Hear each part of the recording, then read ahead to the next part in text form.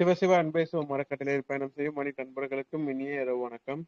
இன்றைய சிறப்பு விருந்தினராக வந்திருக்கும் டாக்டர் கபிலன் சார் அவர்களை குருவின் சார்பாக வருக வருகின்ற வரவேற்கிறேன். சார் ஸ்டார்ட் பண்ணிக்கலாம். அனைவருக்கும் வணக்கம். நான் டாக்டர் கபிலன்.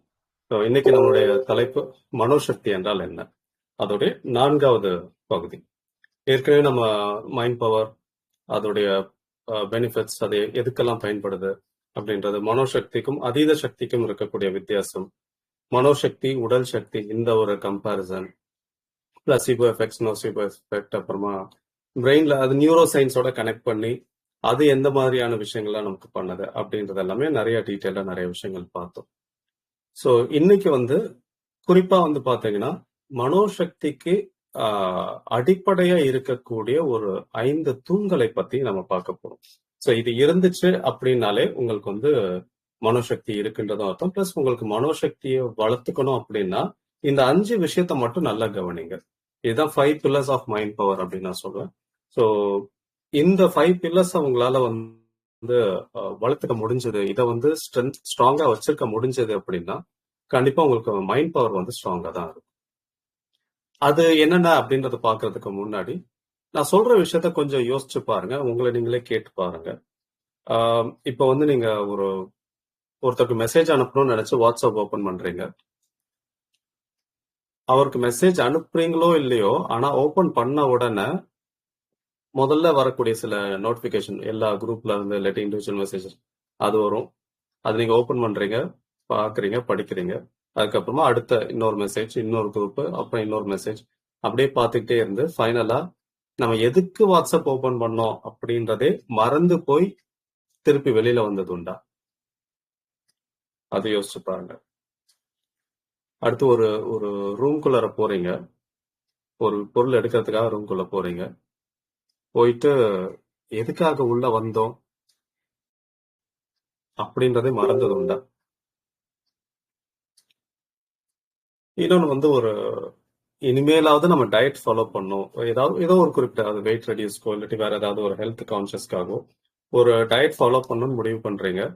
முடிவு பண்ணதுக்கு அப்புறமா அப்பதான் வீட்டுல ஏதோ ஒரு ஃபங்க்ஷன் போறோம், அந்த இடத்துல விதவிதமான உணவுகள் இருக்கு. அதை பார்க்கும்போது உங்களுக்கு டயட்டை சரி நாளே இல்லாட்டி அடுத்த இது முடிச்சுட்டு அதுக்கப்புறமா பண்ணிக்கலாம், கடைசியா ஒரு தடவை சாப்பிடுறது அப்படின்னு யோசிச்சது உண்டா? இல்ல வீட்டுல யாராவது ஜஸ்ட் ஒரு சமோசா வாங்கிட்டு வராங்க, சாப்பிடக்கூடாதுன்னு நீங்க பிக்ஸ் பண்ணி வச்சுட்டீங்க, ஆனா அதை பார்த்தோம்னா உங்களுக்கு டெம்ப்ட் ஆகுதா? ஸோ இதே மாதிரி ஒரு பழக்கம் ஒண்ணு இருக்கு. அந்த பழக்கத்தை விடணும்னு ரொம்ப நாள்ல யோசிக்கிறீங்க. இது கெடுதல்னு தெரியுது. அது புகைப்பழக்கமா இருக்கலாம், இல்ல குடிப்பழக்கமா இருக்கலாம், ஏதோ ஒரு பழக்கம். இது உடலுக்கு கெடுதல்னு நல்லா தெரியுது, தெரிஞ்சும் உங்களால அதை விட முடியாம இருக்கா? இன்னொன்னு பாத்தீங்கன்னா, ரொம்ப நாள் முன்னாடி ஒருத்தர் உங்களை இன்சல்ட் பண்ணிருக்கலாம். இன்னமும் அவரை மைண்ட்ல யோசிச்சுட்டே இருக்கீங்களா? இன்னமும் அதை யோசிக்கும் போதெல்லாம் மனசுக்கு கஷ்டமா இருக்கா? அதை மறக்க முடியாம ரொம்ப ஒரு மாதிரி தடுமாறுறது, இல்லாட்டி அதே நினைச்சு அந்த கோவத்தை இன்னமும் ஹோல்ட் பண்ணி வச்சிருக்கீங்களா? ஸோ இது எல்லாமே நீங்க உங்களை நீங்களே கேட்கும்போது பெருவாரியான பதில் ஆமான்னு தான் இருக்கும். ஏன்னா இதுக்கு அடிப்படை காரணமே நம்மளுடைய மனோசக்தி குறைவாக இருக்கு அப்படின்றதுக்கான ஒரு இண்டிகேட்டர் தான். அதெல்லாம் எல்லாமே ஒரு இண்டிகேட்டர், ஜஸ்ட் ஒரு சைன். உங்களுடைய மனோசக்தி குறைவா இருக்கு அப்படின்றதுக்கான ஒரு அறிகுறி. இது புரிஞ்சிருச்சு அப்படின்னா ஓகே, அடுத்து மனோசக்தியை வளர்த்துக்கிறதுக்கு நம்ம என்ன செய்யலாம் அப்படின்றத நம்ம பார்க்கலாம். ஏன்னா மனோசக்தின்றது ஏதோ ஒரு பெரிய உலக சாதனை செய்யறதுக்காக தேவைப்படுற விஷயம் இல்லை. டெய்லி லைஃப்ல உங்களுக்கு ஏற்படக்கூடிய சில விஷயங்கள், நீங்க சின்ன சின்னதுல ஒரு ஒரு துரும்ப நகர்த்தணும்னா கூட உங்களுக்கு அது தேவைப்படுது. அடிப்படை ஒரு அவசியமான ஒரு விஷயம் அதுதான் இந்த மைண்ட் பவர் அப்படின்றது. ஸோ இப்போ இந்த மைண்ட் பவருக்கு நான் கொடுக்கக்கூடிய அந்த ஒரு 5 pillars என்னென்ன அப்படின்றத பார்க்கலாம். அதுல முதல் தூண் என்ன அப்படின்னு பாத்தீங்கன்னா அவேர்னஸ், விழிப்புணர்வு. இந்த விழிப்புணர்வுன்ற ஒரு விஷயம் உங்ககிட்ட இருந்துச்சுன்னா மட்டும்தான் உங்களால அந்த மைண்ட் பவரை வளர்த்துக்கிறதுக்கான ஒரு ஒரு ஸ்டெப்பே எடுக்க முடியும். சரி, விழிப்புணர்வுனா என்ன அப்படின்னு பாத்தீங்கன்னா, just noticing what is happening inside your mind. உங்களுக்குள்ள என்ன நடக்குது, நீங்க என்ன செய்றீங்க, என்ன மாதிரி எண்ணங்கள் வருது, உங்களுடைய ஹேபிட்ஸ் என்ன, உங்களுடைய பிஹேவியர்ஸ் என்ன, இத கவனிக்கிறது. உங்களுக்குள்ள என்ன நடக்குதுன்றத கவனிக்கிறது தான் இந்த அவேர்னஸ், விழிப்புணர்வு. ஜஸ்ட் நீங்க யோசிச்சு பாருங்க, ஒரு ரீசன்ட் டயத்துல ஏதாவது ஒரு ஒரு ஆர்குமெண்ட்ல ஏதோ பேச்சு வரும்போது உங்களை அறியாமலே நீங்க ஏதோ ஒரு சில வார்த்தைகளை விடுறது, அப்படி நடந்திருக்க வார்த்தைகளை விட்டதுக்கு அப்புறமா நீங்க அதை பத்தி யோசிச்சது உண்டா, யோசிச்சு வருத்தப்பட்டது உண்டா? அவசரப்பட்டு நம்ம அந்த வார்த்தையை விட்டுட்டோம், அதை சொல்லாம இருந்திருக்கலாம், அதை பேசாம இருந்திருக்கலாம். இப்ப இது ஏன் நடக்குது அப்படின்னு பாத்தீங்கன்னா, உங்களுக்குள்ள என்ன நடக்குதுன்னே உங்களால தெரிஞ்சுக்க முடியல, புரிஞ்சுக்க முடியல. ஒரு அவேர்னஸ் இல்ல. உங்களுக்குள்ள எக்கச்சக்கமான எண்ணங்கள் ஓடிட்டு இருக்கு. அதுல முக்காவாசி நெகட்டிவான எண்ணங்களா தான் இருக்கும். ஏன்னா இயற்கையாவே நம்மளுடைய மனம் நெகட்டிவான விஷயங்களை நோக்கி அதிகமா ஈர்க்கப்படுது. அண்ட் இயற்கையாவே நம்மளுடைய மனம் ஒரு சர்வைவல் மோட்லயே இருக்கிறதுனால எல்லாத்துலயுமே இருக்கக்கூடிய நெகட்டிவிட்டிஸ் மட்டும்தான் அதிகமா பாக்குது. அப்போ உங்களுக்குள்ள என்ன நடக்குது, என்ன மாதிரியான எண்ணங்கள் இருக்கு, என்ன மாதிரியான உணர்வுகள், ஃபீலிங்ஸ் இருக்கு, என்ன மாதிரியான ஹேபிட்ஸ் இருக்கு, இத கவனிக்கிறது. What is happening inside you. பல சமயத்துல நம்ம ஒரு நாளைக்கு ஒரு நார்மல் ஒரு ரொட்டீன் டேலே நம்ம எப்பயுமே ஒரு ஆட்டோ பைலட் மோட்ல தான் இருக்கும். யாராவது ஏதாவது சொன்னா நம்ம உடனே ரியாக்ட் பண்ணிடுறோம். we are not living our life, we are actually reacting. ஒவ்வொரு சிச்சுவேஷன்லயுமே இந்த இடத்துல என்ன பேசணும் அப்படின்னு நம்ம யோசிச்சு பேசுறது. இந்த இடத்துல உங்களுக்கு நேரம் இருந்தாலுமே, உங்களுக்கு ஒரு மெசேஜ் வந்திருக்கு, அந்த மெசேஜுக்கு நீங்க ரிப்ளை பண்ணனா கூட ரிப்ளை பண்றதுக்குன்னு உங்களுக்கு டைம் இருக்கு. இன்ஸ்டன்டா நீங்க இது பண்ண வேண்டியதில்லை. ஆனாலுமே பாத்தீங்கன்னா அந்த ரிப்ளை நெகட்டிவா போட்டுட்டு அதுக்கப்புறமா நீங்க ஃபீல் பண்ணுவீங்க. அப்போ எல்லா இடத்துலயுமே நம்ம ரியாக்ட் தான் பண்ணிட்டு இருக்கோமே தவிர ரெஸ்பாண்ட் பண்றதே கிடையாது. எல்லா விஷயத்திலயும் நமக்கு ஒரு எதிர்மறையான கருத்து அப்படின்றது இருந்துகிட்டே இருக்கு. அப்ப உங்களுக்குள்ள என்ன நடக்குது, உங்களுக்குள்ள என்ன மாதிரியான சிந்தனைகள் இருக்கு, என்ன மாதிரியான எண்ணங்கள் வருது, இதை வச்சு நீங்க என்னென்ன செய்றீங்க, இத பாக்குற தன்மை, அந்த நோட்டீஸ் பண்றதுதான் அவேர்னஸ். ஏன்னா எதை நீங்க கவனிக்கலையோ அதை உங்களால மாத்தவே முடியாது. இப்ப நீங்க பணக்காரன் ஆகணும்னு நினைக்கிறீங்க, ஆனா அதுக்கு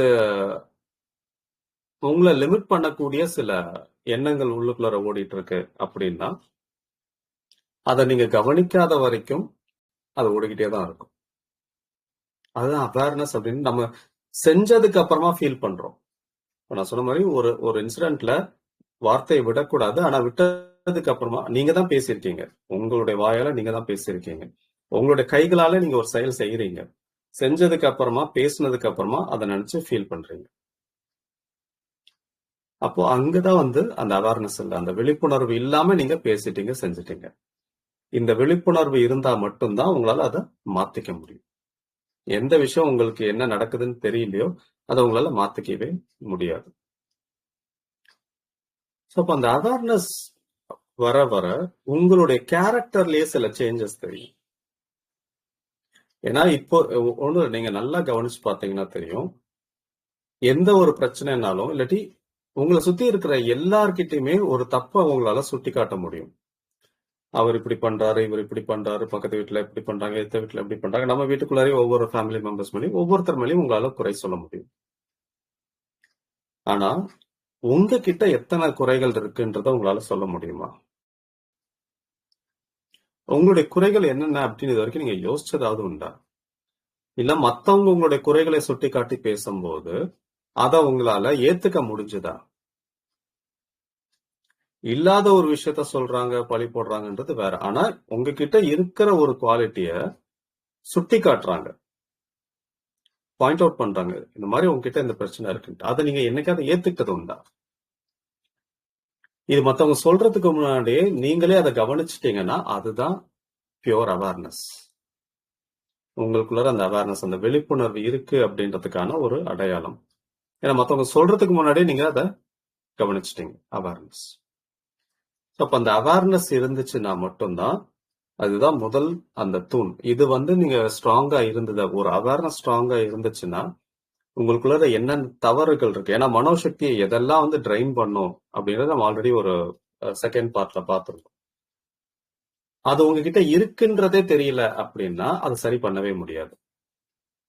ஏன்னா நிறைய பேர் சொல்றது உண்டு. இப்போ நான் ரீசெண்டா இந்த மொபைல் அடிக்ஷன் பத்தி பேசும்போது கூட நிறைய பேர் சொன்னது இது என்கிட்ட இந்த மொபைல் அடிக்ஷன் இருக்குன்றதே நான் இது வரைக்கும் நான் கவனிக்கவே இல்லை அப்படின்றத நிறைய பேர் சொல்லியிருக்கேன்.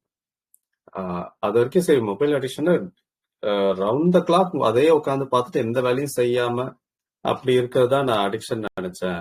ஆனா நீங்க சொன்ன பாயிண்ட்ஸ் எல்லாம் யோசிச்சு பார்க்கும்போது அப்பதான் நானே கவனிக்கிறேன், அப்போ நமக்கும் அந்த அடிக்ஷன் இருக்கு போல் இருக்குன்றது. So lack of awareness. நமக்குள்ள என்ன இருக்கு என்ன இல்லை, நம்ம கிட்ட என்ன தப்பு இருக்கு என்ன சரி இருக்குன்ற ஒரு நம்மளை பத்தின ஒரு ஒரு பேசிக் ஒரு அவேர்னஸே இல்லை அப்படின்ற போது அது எல்லாமே ஒரு ஓட்ட பக்கெட்ல தண்ணி குடிக்கிற மாதிரி தான். அது பாட்டுக்கு நீங்க எவ்வளவுதான் தண்ணி குடிச்சாலும் அது பாட்டுக்கு போய்கிட்டே தான் இருக்கும். ஸோ மைண்ட் பவரை ட்ரைன் பண்ணி விட்டுரும் அதெல்லாம் ஈஸியா. அப்போ அவேர்னஸ் நீங்க இன்க்ரீஸ் பண்ணிட்டீங்க, உங்களுடைய விழிப்புணர்வை நீங்க அதிகப்படுத்திக்கிட்டீங்க அப்படின்னா மனோசக்தியுடைய முதல் தூண், முதல் பில்லர் ஸ்ட்ராங்கா ஆயிடுச்சு அப்படின்னு அர்த்தம். இதுதான் அவேர்னஸ் முதல் அந்த அந்த மைண்ட் பவருடைய முதல் தூண். இதை நீங்க முதல்ல ஸ்ட்ரென்தன் பண்ணணும். ரெண்டாவது, இதை ஸ்ட்ரென்தன் பண்ணியாச்சு அப்படின்னா இப்ப அடுத்த தூண், அடுத்த பில்லர் என்ன அப்படின்னு பாத்தீங்கன்னா அட்டென்ஷன், கவனம். டென்ஷன்ல அப்படி என்ன இருக்கு? இதையே ஒரு மைண்ட் பவருக்கான ஒரு பில்லரை நான் சொல்றேன் அப்படின்னா, நிறைய பேருடைய ஒரு மேஜரான ஒரு பிரச்சனையே அவங்களால எந்த விஷயத்திலையுமே தொடர்ந்து ஒரு ஃபியூ மினிட்ஸ்க்கு மேல அட்டென்ஷன் கொண்டு வரவே முடியல. See, attention is more valuable than money. அதை நல்லா ஞாபகம் வச்சுக்கோங்க. பணத்தை விட நம்முடைய கவனம், அந்த அந்த கவன குவிப்பு அது ரொம்பவே வேல்யூபிள் ஆனது. பணம் உங்களால ஈஸியா நீங்க சம்பாதிச்சிட முடியும், ஆனா அந்த கவனம் அதை கொண்டு வர்றது அவ்வளவு கஷ்டம். அதை கொண்டு வந்துட்டீங்கன்னா பணம் சம்பாதிக்கிறது கூட உங்களுக்கு ஈஸி ஆயிடும். எந்த ஒரு விஷயத்தையுமே முழு கவனத்தோட செஞ்சீங்கன்னா அதுல சக்சஸ் கேரண்டி. ஆனா நம்மளால எதையுமே முழு கவனத்தோட செய்யறதுன்றது இயலாத ஒரு காரியமாக இருக்கு. நல்லா யோசிச்சு பாருங்க. இப்போ ஒரு ஒரு ஸ்கூல் ஸ்டூடெண்ட் எடுத்துக்கோங்க, படிக்கிற ஒரு மாணவர். அவர் சரி 1 hour படிக்கணும் இல்ல ஒரு 2 hours படிக்கணும்னு சொல்லிட்டு ரூம்குள்ள போய் உட்காந்துறாரு. உள்ள போய் உட்காந்துட்டு 10 நிமிஷத்துக்கு ஒரு தடவை வாட்ஸ்அப் நோட்டிபிகேஷன் வர வர ஒவ்வொன்னா மொபைல் எடுத்து பாக்குறது. 10 நிமிஷத்துக்கு ஒரு தடவை இந்த மாதிரி மொபைல் செக் பண்ணிட்டே இருக்காரு. நோட்டிபிகேஷன் மொபைல் சில பேர்லாம் நான் சைலண்ட்ல போட்டுருவேன்னு சொல்லுவாங்க. போட்டதுக்கு அப்புறம் இன்னும் ஜாஸ்தி பிரச்சனை இருக்கும். என்னன்னா மொபைல் ஆன்ல இருந்தாலாவது நோட்டிபிகேஷன் வரும்போது தான் அதை நம்ம திரும்பி பார்ப்போம், எடுத்து பார்ப்போம். சைலண்ட்ல இருந்துச்சுன்னா மணிக்கு ஒரு தடவை ஒரு நிமிஷத்துக்கு ஒரு தடவை நீங்க எடுத்து பார்த்துட்டே இருப்பீங்க. ஐயோ சைலன்ஸ்ல இருக்கேன், நம்ம ஏதாவது மெசேஜ் மிஸ் பண்ணிட்டோமா அப்படின்ட்டு. சோ சைலண்ட்ல போட்டாலுமே இதே பிரச்சனை தான். அப்போ ஒரு மொபைல் எடுத்துட்டு உள்ள போய் எடுத்துட்டு போனதுக்கு அப்புறம், ஏன்னா நிறைய பேர் என்ன சொல்லுவாங்க, மொபைல் எடுத்து வெளியில வைக்கலாம், இல்ல மொபைல்ல தான் எனக்கு பாடம் எல்லாம் இருக்கு, மொபைல்ல தான் நான் பார்த்து படிக்க வேண்டியிருக்கு, அதனால மொபைலும் தேவைப்படுது அப்படின்னு சொல்றாங்க. சில பேர் உங்களுக்கு அந்த அந்த ஆப்ஸ் எல்லாம் கட் பண்ற ஆப்ஷன்ஸ் எல்லாம் இருக்கு, அந்த ஃபில்டர் பண்ற ஆப்ஷன்ஸ் எல்லாம் இருக்கு. பட் எத்தனை பேர் அதை ரெகுலரா ஃபாலோ பண்றாங்கன்னு சொல்ல முடியாது. ஸோ அப்போ அந்த ரூம்குள்ள போயிட்டு 10 நிமிஷத்துக்கு ஒரு தடவை மொபைல் பார்த்துட்டு அதுக்கப்புறமா படிச்சுட்டு இருக்காங்க அப்படின்னா 2 மணி நேரம் படிச்சிருந்தாலுமே அது உண்மையிலேயே 2 மணி நேரம் கணக்கே வராது. ஏன்னா அந்த 2 மணி நேரம் கூட வேணாம், 1 மணி நேரம் கண்டினியூஸா உங்களால 1 hour நீங்க உட்காந்து படிச்சீங்கன்னா சூப்பரா படிக்க முடியும். ஆனா 1 hour ஃபோக்கஸ்டா உட்காந்து படிக்கிறதுன்றது ரொம்ப ரேர். ரொம்ப நல்லா படிக்கிறவங்களால மட்டும்தான் 1 மணி நேரம் கவன குவிப்போட உட்காந்து படிக்கவே முடியும். மொபைல் விட்டுருங்க, மொபைல் கூட இல்ல. இப்ப என்கிட்ட நான் மொபைல்ல நான் அதுல படிக்கல, வெறும் என்னுடைய பாட புத்தகங்கள் எடுத்துட்டு மட்டும்தான் உள்ள போறேன், இதை வச்சுதான் நான் படிக்கிறேன் அப்படின்னாலுமே அப்ப அவங்களுக்கு கவன குவிப்பு இருக்குமா அப்படின்னு கேட்டா அதுவுமே கேள்விக்குறிதான். ஏன்னா உங்களுக்கு டிஸ்ட்ராக்ஷன் வெளியில இல்லைன்னு வைங்க. சில பேருக்கு வந்து பாத்தீங்கன்னா மொபைல், சில பேருக்கு வந்து வெளியில ஏதாவது சத்தம், யாராவது ரூமுக்கு வெளியில பேசிட்டு இருக்காங்கன்னா பேசிட்டு இருக்கிறதுல கவனம் போகும். யாராவது வந்தாங்கன்னா அந்த சத்தத்துல கவனம் போகும். ரோட்ல ஏதாவது வண்டி போச்சுன்னா அந்த சத்தத்துல கவனம் போகும். இல்ல வேற ஏதாவது ஒரு பொருளை பாக்குறாங்கன்னா அந்த பொருளை பத்தி உடனே யோசிக்க ஆரம்பிச்சிருவாங்க. இதையும் தாண்டி இந்த எக்ஸ்டர்னல் டிஸ்ட்ராக்ஷன்ஸ் எதுவுமே இல்லை அப்படின்னா, சரி பாடத்துல உட்காடுறாங்க அப்படின்னா புக்கு படிக்கும் போது அது படிச்சுட்டு இருக்கும் போதே அது சம்பந்தப்பட்ட வேற எதுவும் அதுக்கு சம்பந்தப்பட்டதுனாலுமே கூட பாடத்துக்கு தேவையில்லாத ஏதாவது ஒரு விஷயம் அந்த பாடம் எடுக்கும் போது அப்ப அவங்களுக்கு ஏதாவது நடந்த ஒரு சம்பவங்கள், கிளாஸ் ரூம்ல நடந்த விஷயங்கள், ஏதாவது ஒரு ஃபன்னி மூமெண்ட்ஸை யோசிச்சு அப்ப உடனே மைண்ட் அதுக்குள்ள போயிடும். இல்லைன்னா அது சம்பந்தமே இல்லாத ஏதாவது ஒரு விஷயத்த யோசிக்க ஆரம்பிச்சு அப்படியே மைண்ட் அந்த வேண்டரிங் அப்படியே போயிட்டு இருக்கும். லாஸ்ட் பார்ட் 3ல வந்து இந்த டிஃபால்ட் மோட் நெட்வொர்க் பத்தி நம்ம பார்த்திருப்போம், நியூரோ சயின்ஸ் பத்தி பேசும்போது. ஸோ அந்த டிஃபால்ட் மோட் நெட்வொர்க் வந்து ஆக்டிவேட் ஆயிட்டு ஏதோ எண்ணங்களோட அப்படியே போக ஆரம்பிச்சிருவாங்க. அப்ப அவங்களுக்கு மொபைல் மட்டும் தான் டிஸ்ட்ராக்ஷன் கிடையாது, அவங்க மைண்டே டிஸ்ட்ராக்டடா தான் இருக்கு. வெளியில இருந்து எந்த ஒரு டிஸ்ட்ராக்ஷன் வரணும்ன்ற அவசியமே இல்லை, உள்ளுக்குள்ளரே already very much distracted. So அப்போ அவங்களால அதை நீங்க அரை மணி நேரம் கூட அவங்களால அதை ஃபோக்கஸ்டா படிக்க முடியலன்ற போது கண்டிப்பா அது படிப்பு மைண்ட்ல ஏறி இருக்காது. இது மாணவர்களுக்கு மட்டும் இல்ல, பெரியவங்களுக்கும் தான். உங்களால ஒரே வேலையை ஒரு அரை மணி நேரத்துக்கு தொடர்ந்து செய்ய முடியுதா, கவனத்தோட செய்ய முடியுதான்றதை யோசிச்சு பாருங்க. நீங்க உங்க வேலையை நீங்க ஃபுல் ஃபோக்கஸோட செஞ்சீங்க அப்படின்னா அந்த வேலையை சிறப்பா செய்ய முடியும். உங்களால 5 நிமிஷத்துக்கு மேல அதை ஃபோக்கஸ்டா செய்ய முடியல. 5 நிமிஷத்துக்கு ஒரு தடவை ஏதாவது ஒரு டிஸ்ட்ராக்ஷன் தேவைப்பட்டுட்டே இருக்கு. எக்ஸ்டர்னலா எந்த டிஸ்ட்ராக்ஷனும் இல்லைனாலும் உள்ளுக்குள்ளரே ஒரு டிஸ்ட்ராக்ஷன். நீங்க வேலையில உட்காந்துட்டு இருப்பீங்க, ஆனா கண்ணை திறந்து பார்த்துட்டு தான் இருப்பீங்க. சிஸ்டம்ல இருக்கும், இல்லாட்டி ஃபைல்ஸ்ல இருக்கும், ஆனா மைண்ட் எங்கேயோ ஓடிக்கிட்டே இருக்கும். 5 நிமிஷத்துக்கு ஒரு தடவைன்றதே அதிகம். 30 செகண்ட், ஒரு நிமிஷத்துக்கு ஒரு தடவை மைண்ட் எங்கேயோ அப்போ உங்களுக்கு நீங்க வந்து ஒரு மணி நேரம் உங்களுக்கு அந்த வேலையை கொடுத்துக்கிறோம், 1 மணி நேரம் நீங்க ஃபோக்கஸ்டா உட்காந்து அந்த வேலையை முடிக்கணும்னா ஒவ்வொரு நிமிஷமும் உங்களுக்கு டிஸ்ட்ராக்ஷன் வந்துட்டே இருக்கு. நீங்க எவ்வளவு நேரம் செலவு பண்றீங்கன்றது முக்கியம் இல்ல, எவ்வளவு ஃபோக்கஸ்டா செலவு பண்றீங்கன்றது தான் முக்கியம். நீங்க 5 நிமிஷம் ஃபோக்கஸ்டா இருந்தீங்கனாலே அதுவே ரொம்ப பவர்ஃபுல் தான். 1 மணி நேரம் ஒரு டிஸ்டர்பன்ஸோட உட்கார்றத விட 5 நிமிஷம் ஃபோக்கஸ்டா இருந்தீங்கனாலே அதுலயே நிறைய வேலைகள் செஞ்சிட முடியும். ஒரு கம்ப்ளீட் அட்டென்ஷனோட ஒரு விஷயத்த பத்தி டீப்பா திங்க் பண்ணீங்கன்னா எப்பேற்பட்ட விஷயத்துக்கும் உங்களால ஒரு சொல்யூஷன் கண்டுபிடிச்சிட முடியும். எவ்வளவு பெரிய பிரச்சனை இருந்தாலும் கண்டினியூஸா நீங்க உட்காந்து யோசிச்சீங்கன்னா அதுக்கான சொல்யூஷன் உங்களுக்கு கண்டுபிடிச்சிட முடியும். ஆனா நம்மளால அந்த 100% ஃபோக்கஸோட உட்காரவே முடியறது இல்லை, இந்த லேக் ஆஃப் அட்டென்ஷன். அதனாலதான் அட்டென்ஷன் இஸ் மோர் வேல்யூபிள் தன் மணின்னு சொல்றது. அட்டென்ஷன் எங்க போகுதோ அங்கதான் உங்களுடைய ஒட்டுமொத்த எனர்ஜியும் போகும். எதை நீங்க கவனிக்கிறீங்க, எதுல உங்களுடைய முழு கவனம் இருக்கோ அதுலதான் டோட்டல் எனர்ஜியுமே அங்கதான் போகுது. அப்போ நீங்க ஒரு வேலையை செய்யறீங்க, அது சமையல் வேலையா இருந்தாலும் சரி, ஆபீஸ் ஃபைல்ஸ் பார்க்கறதா இருந்தாலும் சரி, இல்ல கோடிங் பண்றதா இருந்தாலும் சரி, படிக்கிறதா இருந்தாலும் சரி, எந்த ஒரு வேலையா இருந்தாலுமே உங்களால முழு கவனத்தோட கம்ப்ளீட் அட்டென்ஷனோட இருக்க முடிஞ்சதுன்னா உங்களுக்கு மைண்ட் பவர் ஸ்ட்ராங்கா இருக்கு அப்படின்னு அர்த்தம். மைண்ட் பவர் ஸ்ட்ரென்தன் பண்றதுக்கு அட்டென்ஷனை வந்து நீங்க ஸ்ட்ரென்தன் பண்ணணும்.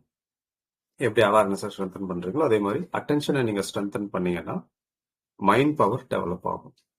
ஸோ ஒரே விஷயத்துல கவனத்தோட இருக்கிறதுக்கு உங்க மனசை பழக்கப்படுத்தணும். ஓடிக்கிட்டே இருக்கிற மைண்டை ஒரே விஷயத்துல நிறுத்தி அதை பழக்கப்படுத்தணும். அந்த அட்டென்ஷன் வந்துடுச்சு அப்படின்னா உங்களுடைய மைண்ட் பவர் நல்லா வளர ஆரம்பிக்கும். நம்ம அந்த செகண்ட் பார்ட்ல வந்து நான் சொல்லியிருப்பேன் எனிமீஸ் ஆஃப் மைண்ட் பவர் அப்படின்றதுல எதெல்லாம் நம்மளுடைய மனோசக்தி எதிரிகளாக இருக்கின்றதுல இந்த சோசியல் மீடியா வந்து சொல்லியிருப்பேன். ஏன் அது ஒரு முக்கியமான எதிரி அப்படின்னா, இப்ப நம்ம வந்து ஒரு முதல்லையாவது பரவாயில்ல, ஒரு அட்லீஸ்ட் ஒரு 15 நிமிஷம் வீடியோஸாவது உட்காந்து பாக்குற மாதிரி இருந்தோம். ஆனா இப்பெல்லாம் 2 நிமிஷம் ரீல்ஸ் தான். அந்த ரீல்ஸ்லயுமே வந்து பாத்தீங்கன்னா உங்களுக்கு 2 நிமிஷம் கூட யாரும் பாக்குறது இல்ல, 10 செகண்ட் 15 செகண்ட் மாத்திக்கிட்டே இருக்கீங்க, மாத்தி மாத்தி மாத்தி. அப்போ உங்களால ஒரு 2 நிமிஷம் கூட உங்களால போக்கஸ் பண்ண முடியல. 2 நிமிஷம் ஸ்க்ரோல் பண்ணும்போது என்ன நடக்குது, 10 செகண்ட் தான் நீங்க ஒரு ரீல்ஸே பாக்குறீங்க. 10 செகண்ட் பார்த்துட்டு டக்குன்னு மாத்திடுறீங்க, 10 செகண்ட் பார்த்துட்டு மாத்திடுறீங்க.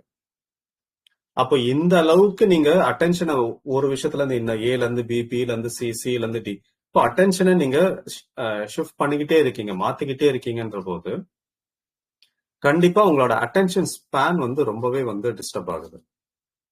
உங்களால 10 செகண்டுக்கு மேல ஒரு விஷயத்துல ஃபோக்கஸ் பண்ண முடியல. அந்த அட்டென்ஷன் ஸ்பேன் போயிடுச்சு. இப்ப இருக்கிற ஆல்மோஸ்ட் முக்காவாசி பேருக்கு அது போயிடுச்சு. ஏன்? இந்த ஸ்க்ரோலிங், சோஷியல் மீடியா இதனால. நீங்க அதை எதுக்கு பயன்படுத்தணுமோ அதை கரெக்டா பயன்படுத்தணும். உங்களுக்கு சும்மா இருக்கிற நேரத்துல நீங்க அதை நான் பாக்குறேன், அது வந்து எனக்கு ஒரு என்டர்டைன்மெண்ட் தான், ஜஸ்ட் ஒரு ஹாபி தான் அப்படின்னாலுமே உங்களுடைய ஹாபியே வந்து உங்களோட என்டையர் லைஃபையே வந்து டெஸ்ட்ராய் பண்ணுதுன்னா அப்ப எப்படி அது ஒரு நல்ல ஒரு ஹாபியா இருக்கலாம்? ஒரு காலத்துல எல்லாம் ஹாபின்றது நிறைய எவ்வளவு விளையாடுறது ஒரு நல்ல ஹாபி தான். வெளியில போய் விளையாடுறது, வீடியோ கேம் விளையாடுறது இல்ல, வெளியில போய் விளையாடுறது ஒரு நல்ல ஒரு ஹாபி. மியூசிக் கேட்கறது ஒரு நல்ல ஒரு ஹாபி. இப்போ மியூசிக்கே ஸ்டேட்டஸ்ல கேட்டுட்டு தான் இருக்கும். அதுவே ஒரு 30 செகண்டுக்கு மேல ஒரு மியூசிக் கேட்கறது இல்ல. அங்கேயும் அட்டென்ஷன் மிஸ் ஆகுது. எவ்வளவோ ஒரு ஹாபிஸ்ன்றது இருந்தது. ஆனா இப்ப யாருக்குமே அந்த மாதிரி எந்த ஹாபியுமே இல்ல. எல்லாமே வந்து ரீல்ஸ் பாக்குறது தான் ஒரே ஹாபி. அப்போ அந்த ஹாபி வந்து ஒரு நல்ல ஒரு ஆரோக்கியமான ஒரு பொழுதுபோக்கா இருந்துச்சுன்னா அது உங்களுக்கு நல்லது. ஆனா ரீல்ஸ் பாக்குறதுன்றது ஒரு ஆரோக்கியமான பொழுதுபோக்கே கிடையாது. அதை நீங்க பார்த்து உங்க பிரெயின் எதுக்கு பழகுது? 10 செகண்டுக்கு மேல எதையும் ஃபோக்கஸ் பண்ணாத அப்படின்னு உங்க மைண்ட் பழகிடுது. அப்போ நீங்க ஒரு ஒரு ஒரு ஹாஃப் அன் அவர் நீங்க வந்து ரீல்ஸ் பார்த்துட்டு அதுக்கப்புறமா நீங்க உங்க வேலையில போய் உட்காருங்க, இல்ல படிக்க போய் உட்காருங்கன்னா கண்டிப்பா மைண்ட் ஃபோக்கஸே ஆகாது.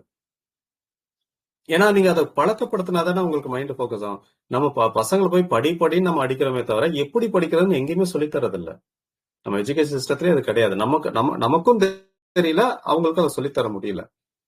நீ படின்னு சொல்றீங்க, எப்படி படிக்கிறதுன்னு எங்கேயுமே பாடம் எடுக்கிறதே கிடையாது. படிக்கணும்ன்றது மட்டும்தான் பாடம் எடுக்கிற, படிக்கணும்ன்றது மட்டும் தான் சொல்றாங்க தவிர எப்படி படிக்கணும்ன்றது சொல்றது இல்ல. நீங்க நடுவில் கேம்ஸ் விளையாடுறோம், நடுவில் ரீல்ஸ் பாக்குறோம் அப்படின்ற போது உங்க பிரெயின் அதுக்கு ட்ரெயின் ஆகல. படிக்கிறதுக்கு உங்களுடைய மைண்ட் ட்ரெயின் ஆகல. ஏன்னா உங்களால ஒரு 10 செகண்டுக்கு மேல ஒரே விஷயத்துல உங்களால ஃபோக்கஸ் பண்ணி இருக்க முடியல. அப்புறம் எப்படி நீங்க 1 மணி நேரம் 2 மணி நேரம் படிக்கிறதுக்குலாம் நான் 12 மணி நேரம் உட்காந்து படிக்கிறேன். ஸ்கூல்லாம் இப்பெல்லாம் நான் ஐ திங்க் 12th வந்து பல ஸ்கூல்ல எல்லாம் 12 hours எல்லாம் கிளாஸ் எடுக்கிறாங்கன்றாங்க. எப்படி அந்த அளவுக்கு உட்காந்து படிக்க அவ்வளவு ஃபோக்கஸ்டா உட்காந்து படிக்க வச்சா படிச்சிருவாங்கன்னா சரி, அவங்க ஃபோக்கஸ்டா இருக்காங்களான்னு அவங்க எப்படி ஃபோக்கஸ் பண்றதுன்னே தெரியலையே. அப்புறம் எப்படி நீங்க 10 மணி நேரம் உட்கார வச்சாலும் சரி, 12 மணி நேரம் உட்கார சரி, 20 மணி நேரம் உட்கார வச்சாலுமே ஒருத்தனுக்கு எப்படி ஃபோக்கஸ் பண்றதுன்னு தெரியல. அவனை ஃபோக்கஸ் அட்டென்ஷன் கொடுக்கறதுக்கு அவனை ட்ரெயின் பண்ணல அப்படின்னா பிரயோஜனமே இல்லை. அவ்வளவு பெயின்ஃபுல்லா தான் படிக்கிற மாதிரி இருக்கும். ஒரு 6 மணி நேரம் படிக்கிற ஒரு விஷயத்த ஃபோக்கஸ்டா 2 மணி நேரம் 3 மணி நேரத்திலே படிச்சு முடிச்சிட முடியும். ஃபோக்கஸ்டா இருந்தா 2 to 3 hours படிச்சு முடிச்சிட முடியும். பாதிக்கு பாதி டைம் சேவ். ஆனா அவனுக்கு எப்படி அட்டென்ஷன் வைக்கிறது, எப்படி ஃபோக்கஸ் பண்றதுன்னு தெரியலன்றதுனாலதான் அவன் 6 மணி நேரம் அந்த விஷயத்த படிக்க வேண்டியிருக்கு. ஆனா ஃபோக்கஸ்டா படிச்சா 3 மணி நேரத்திலே பாதிக்கு பாதி முடிச்சிட முடியும். சோ அந்த அட்டென்ஷன் வைக்க தெரியல. அந்த அட்டென்ஷன் ஸ்பேன் வந்து கம்மி ஆயிடுச்சு. ஏன்னா ரீல்ஸ் பாக்குறது இந்த மாதிரி சோசியல் மீடியால மாறிக்கிட்டே இருக்கு. உங்களால ஃபோக்கஸ்டா ஒரே விஷயத்துல இருக்க முடியல. இவ்வளவு மாறுச்சுன்னா கண்டிப்பா வந்து உங்களுக்கு அட்டென்ஷன் இருக்காது. அட்டென்ஷன் கம்மியா இருந்துச்சுன்னா மைண்ட் பவர் ரொம்ப வீக்கா இருக்கும். ஸோ இந்த 2வது பில்லர் அப்படின்னு பாத்தீங்கன்னா அட்டென்ஷன், அவேர்னஸ், அதுக்கப்புறம் இப்போ அட்டென்ஷன். இதை நீங்க ஸ்ட்ரென்தன் பண்ணீங்கன்னா உங்களால மைண்ட் பவரை பலப்படுத்த முடியும். ஸோ 3வது பில்லர், இந்த 3வது தூண் என்ன அப்படின்னு பாத்தீங்கன்னா எமோஷனல் மாஸ்டரி. நம்முடைய எமோஷன்ஸ் இது வந்து ஒரு முக்கியமான ஒரு தூண். எமோஷன்ஸ்ன்றதை விட எமோஷனல் மாஸ்டரி. உங்களால உங்களுடைய எமோஷன்ஸை எந்த அளவுக்கு சேனலைஸ் பண்ண முடியுது, கண்ட்ரோல் பண்ண முடியுது. இப்ப நம்ம ஃபர்ஸ்ட் பார்த்தோம் இல்லையா, உங்களுக்கு வந்து உங்களை அறியாமலே நீங்க வந்து ஒரு இடத்துல செயல்படுறீங்க. ஏன்? டக்குன்னு கோவம் வந்துருச்சு, டக்குன்னு வந்து ஒரு ஒரு ஒரு பயம் வந்துருச்சு. அப்போ உங்களுடைய எமோஷன்ஸ் தான் உங்க லைஃபே ரன் பண்ணிட்டு இருக்கு. உங்களுக்கு இருக்கக்கூடிய பயமா இருக்கட்டும், கவலையா இருக்கட்டும், கோவமா இருக்கட்டும், வெறுப்பா இருக்கட்டும், இது எல்லாமே வந்து இந்த எமோஷன்ஸ்லாம் வந்து ஒரு ஃபியூயல் மாதிரி. இத நீங்க ஒரு எனர்ஜி சோர்ஸ், இதை நீங்க கரெக்டா யூட்டிலைஸ் பண்ணீங்கன்னா உங்களுடைய மைண்ட் பவர் ரொம்ப ஸ்ட்ராங் ஆகும். இதே தவறா போச்சுன்னா அந்த மைண்ட் பவரை கம்ப்ளீட்டா வந்து ட்ரெயின் பண்ணி விட்டுடும். ஸோ மைண்ட் பவர் ஸ்ட்ராங் ஆகிறதுக்கும் அந்த பவர் ஜாஸ்தி ஆகிறதுக்கும் கம்மி ஆகிறதுக்கும் ஒரு முக்கியமான ஒரு சோர்ஸ் அப்படின்றது இந்த எமோஷன்ஸ் தான். அப்ப இந்த எமோஷனலி இன்டெலிஜென்ட்டா நீங்க இருக்கும்போது, எமோஷன்ஸை நீங்க மாஸ்டரி பண்ணிட்டீங்க அப்படின்னா உங்களுடைய மைண்ட் பவர் ஸ்ட்ராங்கா இருக்கும். அகைன் இது வந்து related to the second part.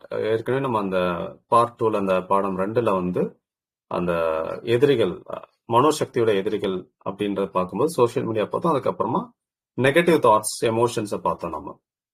So emotions வந்து ஒரு மிகப்பெரிய ஒரு எதிரியும் அதுதான், நண்பனும் அதுதான். எமோஷன்ஸை நீங்க சரியா பயன்படுத்துனீங்கன்னா மைண்ட் பவர் வளர்றதுக்கான ஒரு நல்ல நண்பர்.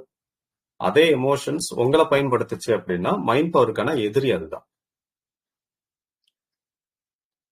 ஸோ இது எப்படி வீக் ஆக்குது? ஒன்றும் இல்லை. இப்போ நீங்க வந்து ஒரு இடத்துல நிறைய பேர் கோவப்படுற நிறைய பேரை கேட்டு பாருங்களேன். ரொம்ப கோவப்பட்டு கத்து முடிச்சதுக்கு அப்புறமா பிசிக்கலா டயர்டா இருப்பாங்க, ட்ரைன்ட் அவுட் ஆயிடுவாங்க, கம்ப்ளீட்டா அப்படியே எனர்ஜியே போன மாதிரி சக்கையா புழிஞ்சு போட்ட மாதிரி ஆயிடுவாங்க. கை கால்கள் எதுவுமே பண்ணல, அசைக்கல, வேலை எதுவும் செய்யல, பிசிக்கலா எதுவும் ஒர்க் அவுட் பண்ணல, ஜஸ்ட் கோவம் மட்டும் படுறாங்க. கோவப்பட்டு அதை வெளிப்படுத்தி கத்தனாலும் சரி, அந்த பர்சன் பக்கத்துல இல்லைன்றதுனால மனசுக்குள்ளரே கோவப்பட்டு அவங்களுக்குள்ளரே அவங்க கத்திக்கிட்டாலும் சரி, கோவப்பட்டுட்டாங்க அப்படின்னாலே எனர்ஜி மொத்தமா ட்ரைன் ஆயிடுது, டயர்ட் ஆயிடுறான். இதேதான் கோவத்துக்கு அப்புறம் இதே மாதிரிதான் பயத்துக்கும். அதீதமான ஒரு பயத்துல இருக்கும்போது எனர்ஜியே இருக்கிறது இல்ல, ஒரு வெறுப்பு. இது மாதிரி எல்லா நெகட்டிவ் எமோஷன்ஸும் உங்க மனோசக்திய விரயப்படுத்திக்கிட்டே இருக்கும். எனர்ஜி சேரவே விடாது. அது அப்படியே அது அப்படியே அந்த ஓட்ட வாளியில தண்ணி பிடிக்கிற மாதிரி தான். நீங்க எவ்வளவுதான் எனர்ஜி சேர்த்தாலும் அந்த வாளி ஓட்டையா இருந்துச்சுன்னா அது அப்படி போயிட்டே தான் இருக்கும், வேஸ்ட் ஆயிட்டே தான் இருக்கும். ஸோ இப்போ எமோஷன்ஸ் அப்படின்றது வந்து பாத்தீங்கன்னா ஃபியூயல். ஸோ உங்களுக்கு உங்க மைண்ட் பவரை ஸ்ட்ரென்தன் பண்றதுக்கும் அது யூஸ் ஆகும். எப்போ யூஸ் ஆகும்? இதே ஒரு விஷயத்த நீங்க அச்சீவ் பண்ணணும்னு நினைக்கும் போது எமோஷனலி ஸ்ட்ராங்கா இருந்து full energy, full positive force நீங்க அங்க செலுத்துங்க. இதை நான் அச்சீவ் பண்ணியே தீர்வுன்ற அந்த வெறி இருக்கு பாருங்க, அந்த வெறி இருக்கும்போது அதை ஈஸியா நீங்க அச்சீவ் பண்ணிடுவீங்க. அதே சிச்சுவேஷன்ல இப்போ சில பேர்லாம் வந்து பாத்தீங்கன்னா கோவம் இருக்கும், ஆனா அந்த கோவத்தை கன்ஸ்ட்ரக்டிவா யூஸ் பண்ணுவாங்க, டிஸ்ட்ரக்டிவா இல்லாம கன்ஸ்ட்ரக்டிவா யூஸ் பண்றது. இப்ப அந்த கோவத்தை வந்து நீங்க ஒண்ணு வெளிப்படுத்திட்டா அது உங்களை இத கம்ப்ளீட்டா வந்து வீக் ஆக்கிடும். அது உள்ள அடக்கி வச்சாலுமே அது உங்களை வீக் ஆகும். ஏன்னா அந்த எமோஷன் வந்துடுச்சுனாலே அது உங்களை வீக் ஆக்கிடும். ஆனா அதே எமோஷனை சேனலைஸ் பண்றோம். சேனலைஸ் பண்ணும்போது அந்த கோவமே வந்து உங்களுக்கு கன்ஸ்ட்ரக்டிவா வேலை செய்யும். இப்ப நிறைய இடத்துல வந்து பாத்தீங்கன்னா அந்த கோவத்திலே கிரியேட்டிவிட்டி சில பேருக்கு வரும். இதை அவரை இப்ப பழி வாங்கணும் அப்படின்னா அந்த பர்சனை பழி வாங்குறதுன்றது, உங்களை ஏமாத்திட்டாரு ஒரு பர்சன், அவரை நீங்க பழி வாங்கணும் அப்படின்னு ஒரு கோவம் வருது பாத்தீங்களா, அந்த கோவத்தை பயன்படுத்தி அவருக்கு பிசிக்கலா ஒரு ஹார்ம் ஏற்படுத்துறதுக்கு பதிலா அதே கோவத்தை பயன்படுத்தி அவரை விட நான் நல்லா வாழ்ந்து காட்டுறேன் அப்படின்னு சொல்லி நீங்க உங்களை வளர்த்துக்கிறதுக்கு அந்த கோவத்தை நீங்க பயன்படுத்தினீங்கன்னா அது அங்க கன்ஸ்ட்ரக்டிவா யூஸ் பண்ற மாதிரி. சோ அப்போ அவர் மேல அந்த கோவம் இருக்கு, ஆனா அந்த கோவத்தை அவர்கிட்ட வெளிப்படுத்துறதுக்கு பதிலாக அந்த கோவத்தையே ஒரு ஃபியூயல் மாதிரி யூஸ் பண்ணி உங்களை நீங்க பலப்படுத்திக்கிறீங்க. அவரோட நான் பெருசா நான் வாழ்ந்து காட்டுறேன், அவர் என்ன ஏமாத்துறேன், யார் என்ன ஏமாத்துறோம், நான் அவரோட பெரிய ஆளா வந்து காட்டுறேன், அப்படி நீங்க யூஸ் பண்ணும்போது அதுவே உங்களுக்கு கன்ஸ்ட்ரக்டிவா வேலை செய்யும். சோ எமோஷன் வந்து நீங்க எப்படி வேணாலும் பயன்படுத்தலாம். எமோஷன் நீங்க பயன்படுத்தணுமே தவிர எமோஷன்ஸ் உங்களை பயன்படுத்தக்கூடாது. நீங்க எமோஷனை பயன்படுத்துனீங்கன்னா மைண்ட் பவர் ஜாஸ்தியாகும், எமோஷன்ஸ் உங்களை பயன்படுத்துச்சுன்னா மைண்ட் பவர் கம்மியாகும். இதுதான் மேஜர் டிஃபரன்ஸ். ஸோ இந்த எமோஷனல் மாஸ்டரி அப்படின்றது one of the major pillar of your mind power. அடுத்து 4வது பில்லர் என்ன அப்படின்னு பாத்தீங்கன்னா சப்கான்ஷியஸ் ப்ரோக்ராமிங். எல்லாமே பண்ணியாச்சு, ஓகே ஃபைன். ஆனா உங்களுடைய என்டையர் லைஃபே ரன் பண்றது உங்களுடைய ஆழ்மன பதிவுகள் தான். உங்க ஆழ் மனசுல சின்ன வயசுல இருந்து நீங்க என்னென்னலாம் பதிச்சிருக்கீங்க, நீங்க பதிக்கிறீங்கன்னா நீங்களா பதிக்கிறீங்கன்ற அர்த்தம் இல்ல, உங்களை சுத்தி நடக்கக்கூடிய விஷயங்கள் தான் அதுல பதிவுகள் ஏற்படுத்துது. இல்ல இதை எப்படி சொல்லலாம் அப்படின்னா, உங்க கையில மொபைல் இருக்கு. இப்ப மொபைல் எடுத்து பாக்குறீங்க. அந்த மொபைலுக்குள்ளார ஆப்ரேட்டிங் சிஸ்டத்தை உங்களால பார்க்க முடியுமா? மொபைலா இருந்தாலும் சரி, இல்ல கம்ப்யூட்டர் எடுக்கிறீங்க. கம்ப்யூட்டர்ல ஆப்ரேட்டிங் சிஸ்டத்தை உங்களால பார்க்க முடியுமானா முடியாது. ஆனா என்டையர் கம்ப்யூட்டரும் சரி, என்டையர் மொபைலும் சரி, it runs on this operating system. அது உங்களால பார்க்க முடியாது. ஆனா அது ரன் ஆகுறதே இந்த ஓஎஸ்ல தான். உங்களுடைய இந்த ஆழ்மன பதிவுகள், இந்த சப்கான்சியஸ் ப்ரோக்ராமிங்ன்றதும் இந்த ஓஎஸ் மாதிரி தான். இதை உங்களால பார்க்க முடியாது, இதை உங்களால டெஸ்ட் பண்ண முடியாது. இதுக்குன்னு ஒரு ஸ்கேன் கிடையாது, இதுக்குன்னு ஒரு எக்ஸ்ரே கிடையாது. பிளட் டெஸ்ட்ல எடுத்து எதுலையுமே உங்க சப்கான்சியஸ்ல என்ன இருக்குன்னு ஸ்கேன் பண்ணி பார்க்க முடியாது. ஆனா இதுதான் உங்க என்டையர் லைஃபே ரன் பண்ணுது. அப்ப இந்த சப்கான்சியஸ் ப்ரோக்ராமிங்ன்றது சரியா இல்ல அப்படின்னா அது உங்க லைஃபே வேஸ்ட் ஆக்கிடுது. அண்ட் மைண்ட் பவருடைய முக்கியமான ஒரு இன்கிரீடியன்ட்டும் இதை சொல்லலாம். ஏன்னா உங்களுடைய சப்கான்சியஸ் ப்ரோக்ராமிங் தவறாக இருந்துச்சுன்னா உங்களால மனோசக்தியை பலப்படுத்தவே முடியாது. அதை நீங்க ஸ்ட்ரென்தன் பண்றதுக்கான வாய்ப்பே இல்லாம போயிடும். மீதி எல்லாமே பண்றீங்க. அட்டென்ஷனை டெவலப் பண்ணிக்கிறதுக்கு பயிற்சிகள் எடுக்கிறீங்க, அவேர்னஸை டெவலப் பண்றதுக்கு பயிற்சிகள் எடுக்கிறீங்க, எமோஷன்ஸை கண்ட்ரோல் பண்றதுக்கு அதுக்கான பயிற்சிகள் எடுக்கிறீங்க. ஆனா உங்களுடைய ஆழ்மான பதிவுகளை நீங்க சரி பண்ணல அப்படின்னா அதுவும் பிரயோஜனம் இல்லாம போயிடும். ஸோ இன்னொரு ஒரு உதாரணம் பார்த்தீங்கன்னா, இப்போ நீங்க பெரிய கோடீஸ்வரன் ஆகணும் அப்படின்னு ஆசைப்படுறீங்க. உங்க கோல் செட் பண்றீங்க. ஒரு மிகப்பெரிய ஒரு கோடீஸ்வரன் ஆகணும் அப்படின்னு கோல் செட் பண்றீங்க. ஆனா பேசிக்கா உங்களுக்கு பணக்காரனாலே அவன் கெட்டவன், ரொம்ப சுயநலவாதி, எல்லாரும் ஏமாத்தி தான் சம்பாதிச்சிருப்பான். பொதுவாவே இது நிறைய பேருக்கு இருக்கு. நல்ல பெரிய கோடீஸ்வரன் ஆயிட்டாங்க யாரோ அப்படின்னா, அதுலயும் நமக்கு தெரிஞ்ச ஒரு பர்சன் பெரிய கோடீஸ்வரன் ஆயிட்டான் அப்படின்னாலே இம்மீடியட்டா நம்ம மைண்டுக்கு வர ஒரு தாட், நீங்க உங்களுக்கு அது தாட் இருக்கோ இல்லையா, வேற பக்கத்துல யார்ட்டையும் கேட்டீங்கனாலே அவன் எங்க கொள்ளையடிச்சானோ, என்ன பண்ணானோ, யாரை ஏமாத்தனோ அப்படின்னு, இதுதான் இம்மீடியட்டா வரக்கூடிய வார்த்தையா இருக்கும். நம்மளை சுத்தி ஒருத்தர் வளர்றாரு அப்படின்னாலே அவன் நேர்மையா தான் வளர்றான்னு நம்ம யோசிக்கிறதே கிடையாது. அவன் யாரோ ஏமாத்தி சம்பாதிச்சிருப்பான். நம்மளை சுத்தி நமக்கு தெரிஞ்சவங்களுக்கே இந்த இதுன்னா நமக்கு தெரியாதவங்களை பத்தி யோசிக்கும் போது ஒரு பெரிய ஒரு பணக்காரரோட நேம் அப்படின்னு எடுத்து நம்ம டெய்லி நிறைய நியூஸ் எல்லாம் வருது இல்லையா, நியூஸ்ல இவர் இந்த புதுசா இந்த ஒரு பிசினஸ் ஆரம்பிச்சிருக்காரு, இவர் ஏர்லைன்ஸ் வாங்கிட்டாரு, இந்த மாதிரி நிறைய இது வரும்போது அவங்க ஊரடிச்சு உலையில போட்டான், கொள்ளையடிச்ச காசு அதை வச்சு என்ன வேணாலும் பண்ணுவான். இம்மீடியட்டா மைண்டுக்கு இது நிறைய பேருக்கு வருதா இல்லையா? அப்போ ஒரு இன்னொரு பணக்காரனை பார்த்து உங்களால சந்தோஷப்பட முடியல, அவனை பார்த்தாலே உங்களுக்கு எரிச்சல் ஆகுது அப்படின்னா நல்லா நோட் பண்ணிக்கோங்க, நீங்க கடைசி வரைக்கும் பணக்காரன் ஆகவே முடியாது. எப்போ பணத்தை பார்க்கும்போது பணத்தை வச்சிருக்கிறவங்க மேல உனக்கு கோபம் வருதோ அப்பவே உங்களுக்கும் அந்த பணத்துக்கும் பெரிய ஒரு டிஸ்டன்ஸ் வந்துடும். ஏன்னா அதுவும் மணின்றது எனர்ஜி. நீ உங்களுக்கு இப்போ இன்னொருத்தர் பணக்காரன் ஆகும் போது உங்களால சந்தோஷப்பட முடியலன்னா அதை பொறுத்த வரைக்கும் ஓகே, பணம் அவங்க கிட்ட இருக்கு, அப்போ உங்களுக்கு சந்தோஷம் வரலன்னா அப்ப அந்த பணம் உங்ககிட்டயும் வரப்போறது கிடையாது. நீங்க அதை வெறுக்கிறீங்க. அதுதான் பேசிக்கா, இதுதான் சப்கான்சியஸ் ப்ரோக்ராமிங். உங்க ஆழ் மனசுல பணத்தின் மீது ஒரு வெறுப்பு இருக்கு. அப்ப நீங்க எவ்வளவுதான் முயற்சி பண்ணாலும் உங்ககிட்ட பணம் சேராது. திரும்ப திரும்ப திரும்ப இதே குண்டு சட்டிலே குதிரை ஓட்டிட்டு இருக்க மாதிரி.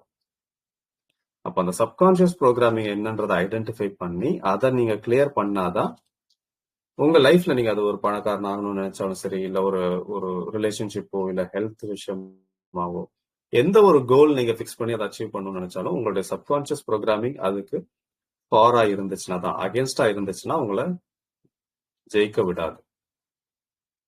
அப்போ இந்த சப்கான்சியஸ் ப்ரோக்ராமிங்ன்றது எப்படி வேலை செய்யுது, அது உள்ள என்ன நடக்கும், உங்க ஆழ் மனசுல என்னென்ன பதிவுகள் இருக்கு, அது பேரண்டிங்ல ஸ்டார்ட் ஆகும். சின்ன வயசுல உங்களுடைய பேரண்ட்ஸ் உங்களை எப்படி ட்ரீட் பண்ணாங்க, உங்களை எப்படி வளர்த்தாங்க, அங்கேயும் ப்ரோக்ராமிங் நடக்கும். அதுக்கப்புறமா நீங்க உங்களுடைய ஃப்ரெண்ட்ஸ், என்ன மாதிரியான ஃப்ரெண்ட்ஸ் உங்களுக்கு இருக்காங்க, உங்களை சுத்தி இருக்கிறவங்க என்ன மாதிரியான மைண்ட் செட்டோட இருக்காங்க, அதுவும் உங்களை ப்ரோக்ராம் பண்ணும். இந்த சொசைட்டி இது உங்களை ப்ரோக்ராம் பண்ணும். நீங்க பார்க்கக்கூடிய அந்த மீடியா, அதுவும் உங்க மைண்டை ப்ரோக்ராம் பண்ணணும். இப்படி உங்களை சுத்தி இருக்கிற எல்லாமே உங்க மைண்டை ப்ரோக்ராம் பண்ணிட்டே தான் இருக்கு. உங்களை தவிர இது எல்லாரும் உங்களை ப்ரோக்ராம் பண்றாங்க. அப்போ இந்த ப்ரோக்ராமிங்லயே நீங்க தொடர்ந்தீங்க அப்படின்னா உங்களுக்கு வேணுங்கிறத உங்களால அச்சீவ் பண்ண முடியுமான்னா வாய்ப்பு இல்லை. இந்த ப்ரோக்ராமிங் உங்களுக்கு ஃபாரா வேலை செஞ்சதுன்னா வாய்ப்பு இருக்கு. மறுபடியும் அதே ஒரு மில்லியனர் எக்ஸாம்பிளே சொல்றேன். சில பேருக்குலாம் வந்து பாத்தீங்கன்னா ஒரு ஒரு இயற்கையாவே பணக்கார வீட்டுல இருக்கக்கூடிய பிள்ளைகளுக்கு சில பேர்லாம் வந்து நம்மளே பார்த்திருப்போம். அவங்க அப்பாவுடைய சொத்தை முழுசா அழிச்சிட்டு நடுத்தருவுக்கு வந்த மகன்களையும் பார்த்திருப்போம். அப்பாவுடைய சொத்தை பல மடங்கா பெருக்கின மகன்களையும் நம்ம பார்த்திருப்போம். என்னன்னா இது எப்படி நடக்குது அப்படின்னா அங்கேயும் அந்த பேரண்டிங் ஒரு plays a major role. So அப்போ அங்க சரியான ஒரு வளர்ப்பு இருக்கும்போது அவன் சின்ன வயசுல இருந்தே பணம்னாலே ரொம்ப ஈஸி தான், ஈஸியா பணம் சம்பாதிக்கலாம், இந்த விஷயங்களை கரெக்டா செஞ்சோம்னா பணம் ஈஸியா வந்துடும் அப்படின்ற ஒரு இதை அவங்க அப்பாவை பார்த்து கத்துக்கிறான். அப்படின்ற போது அவன் அதே வளர்ப்புல இருக்கும்போது அவனுக்கு வந்து அவன் கையில பிசினஸ் வரும்போது அதை அவன் பல மடங்கு பெருக்கிடுவான். ஸோ இது ஒரு ப்ரோக்ராமிங் தான். அவன் போய் கிளாஸுக்கு போய் கத்துக்கணுன்ற அவசியம் இல்லை, அவனுடைய அந்த என்வாயர்மெண்ட்லயே அவன் கத்துக்கிறான். அப்போ இது அவன் சின்ன வயசுல இருந்தே இப்போ ஒரு டிபிக்கல் ஒரு மிடில் கிளாஸ்ல என்ன மாதிரி ப்ரோக்ராமிங் நடக்கும்? கஷ்டப்பட்டாதான் எதுவுமே செய்ய முடியும். நமக்கெல்லாம் அது குடிப்பனை கிடையாது. பக்கத்துல ஒருத்தர் பெரிய ஒரு பணக்கார ஆயிட்டார்ல, ஒரு பங்களா வாங்கிட்டாருன்னா அவர் கொடுப்பினா இருக்கு, நமக்கு அந்த கொடுப்பினை இல்லை. நமக்கெல்லாம் அதுக்கான தகுதி இல்லை. கஷ்டப்படாம பணம் வராது. பணம் பாதாளம் வரைக்கும் பாயும், பணம் பத்தும் செய்யும். ஸோ அதிகமா வச்சிருந்தா நம்ம வந்து கெட்டவன் ஆயிடுவோம், பணம் நம்மள கெட்டவன் ஆக்கிடும். ஸோ இந்த மாதிரியான ஒரு நம்பிக்கைகள் பொதுவா வந்து அந்த ஒரு மிடில் கிளாஸ்ல அதிகமான நம்ம கேட்டு வளர்ந்த ஒரு விஷயங்கள் இதுவா தான் இருக்கும். இதுதான் இங்க ப்ரோக்ராமிங்கா நடக்குது. ஒரு பணக்கார வீட்டுல இது இந்த மாதிரி மணிக்கு அகேன்ஸ்டான ப்ரோக்ராமிங் நடக்காது, மணிக்கு ஃபாரான ப்ரோக்ராமிங் நடக்கும். பணம் சுலபமா சம்பாதிக்கலாம், நம்ம இந்த விஷயத்த செஞ்சேன்னா பணம்ன்றது உன்னை தேடி வர ஆரம்பிக்கும். இதை அவன் சின்ன வயசுலயே பார்த்து வளர்றதுனால ப்ரோக்ராமிங் வந்து பாசிட்டிவா இருக்கு. அண்ட் அவங்க போற இடத்துல இருந்து அவனுடைய ஃப்ரெண்ட்ஸ்ல இருந்து எல்லாம் அந்த அவன் ஃபேஸ் பண்ற சொசைட்டின்றது வேற. அப்ப அங்கேயுமே வந்து எல்லாமே அவனுக்கு ஃபாரா இருக்கும்போது அவனால ஈஸியா அதிகமா அவங்க அப்பாவுடைய பிசினஸ பல மடங்கு அதிகமா பெருக்க முடியுது. ஸோ இப்போ இந்த ப்ரோக்ராமிங்கிறது it plays a major role. உங்களுடைய மனசுல என்ன ப்ரோக்ராம் பண்ணிருக்கு, அதனாலதான் உங்களுடைய நன்மனை பற்றி கூறு உன்னை பற்றி கூறுகிறேன் அப்படின்னு சொல்றது உண்டு. உங்களுக்கு என்ன மாதிரியான ஃப்ரெண்ட்ஸ் இருக்காங்களோ அது அந்த ஒரு we are average of 5% we are closely associated with அப்படின்னு சொல்லி ஒரு saying உண்டு. ஸோ நம்மளை சுத்தி எந்த மாதிரியான மனிதர்கள் அதிகமாக இருக்காங்க, நம்முடைய நண்பர்கள், நம்ம கூட வேலை செய்யறவங்கன்றத விட நம்ம க்ளோஸா யாரோட அசோசியேட் ஆகிறோம். வேலை செய்யறது ஒரு 100 பேர் கூட நம்ம கூட வேலை செய்யலாம். ஆனா நம்மளுடைய சர்க்கிள்ல யார் இருக்கு, அவங்களோட ஒரு ஆவரேஜ் லைஃப் ஸ்டைல் தான் நமக்கும் இருக்கும், அவங்களுடைய ஒரு ஆவரேஜ் மைண்ட் செட் தான் நமக்கும் இருக்கும். எல்லாருமே வந்து வெறும் சம்பாதிக்கிற மைண்ட் செட்ல இருக்காங்கன்னா கடைசி வரைக்கும் அவனால பிசினஸ் ஸ்டார்ட் பண்ணவே முடியாது. ஸோ அதுல இருக்கிறவங்க கொஞ்சம் பிசினஸ் மைண்ட் செட்டோட இருக்காங்கன்னா ஈஸியா அவனால பிசினஸ் ஸ்டார்ட் பண்ண முடியும். ஸோ இது எல்லாமே ப்ரோக்ராமிங். அப்போ இந்த ப்ரோக்ராமிங் வந்து உங்களுக்கு கரெக்டா இருந்துச்சுன்னா மைண்ட் பவர் நல்லாவே பலப்படும். இந்த ப்ரோக்ராமிங்ல தப்பு விழுந்துச்சு அப்படின்னா எல்லாமே வந்து ஸ்பாயில் ஆயிடும். அதனாலதான் நான் ஹிப்னோதெரப்பியில வந்து பாத்தீங்கன்னா ஸ்பெசிஃபிக்கா அந்த மைண்ட் ப்ரோக்ராமிங்ன்றது ரொம்ப ரொம்ப இம்பார்ட்டன்டான ஒரு ஸ்டேஜ். அப்போ அவங்களுடைய ப்ரோக்ராமிங் என்னன்றத கவனிச்சு அதை சேஞ்ச் பண்றது. தெரப்பியில அதுதான் நடக்கும். Subconscious programming. சப்கான்சியஸ் ப்ரோக்ராமிங்ன்ற போது செல்ஃபா பண்றது கொஞ்சம் கஷ்டம். ரொம்ப அதான் சொன்னேன் இல்லையா, உங்களுக்கு வந்து சின்ன வயசுல இருந்தே உங்களுக்கு ப்ரோக்ராமிங் நடந்துகிட்டு இருக்கு. அதை நீங்க ஐடென்டிஃபை பண்றதே பெரிய விஷயம். ஐடென்டிஃபை பண்ணி கரெக்ட் பண்றதுன்றது ரொம்ப சவாலான ஒரு விஷயம். ஸோ அதுக்கு தான் எக்ஸ்டர்னல் ஒரு ஹெல்ப் தேவைப்படுது. ஸோ இது 4th pillar of mind power. 5th pillar, அடுத்த பில்லர் என்ன அப்படின்னு பாத்தீங்கன்னா கன்சிஸ்டன்ட் ஆக்ஷன், தொடர் பயிற்சி. எந்த ஒரு விஷயத்தையுமே நீங்க தொடர்ந்து செஞ்சா மட்டும்தான் அதுக்கான பலன் இருக்கும். தொடர்ந்து செய்யல அப்படின்னா அதுல எந்த பலனும் இருக்காது. இப்போ மனோசக்தியை வளர்த்துக்கிறதுக்காக நீங்க சில பயிற்சிகள் செய்றீங்கன்னாலும் அதை நீங்க தொடர்ந்து செஞ்சா மட்டும்தான் அதுல ரிசல்ட்ஸ் பார்க்க முடியும். இதுதான் it gives you measurable result. ஒரு 2 பேர் வந்து ஒரு 2 நண்பர்கள் பியானோ வாங்குறாங்க. வாங்கிட்டு ஒருத்தன் வந்து அதை டெய்லி அந்த பியானோவை ப்ராக்டிஸ் பண்றான். பியானோ கத்துட்டு டெய்லி அதை ப்ராக்டிஸ் பண்றான், 1/2 மணி நேரம் டெய்லி ப்ராக்டிஸ் பண்றான். இன்னொருத்தன் பியானோ வாசிக்கிறது எப்படி சூப்பரா பியானோ வாசிக்கலாம்னு யூடியூப் வீடியோஸா பார்த்துக்கிட்டே இருக்கான்.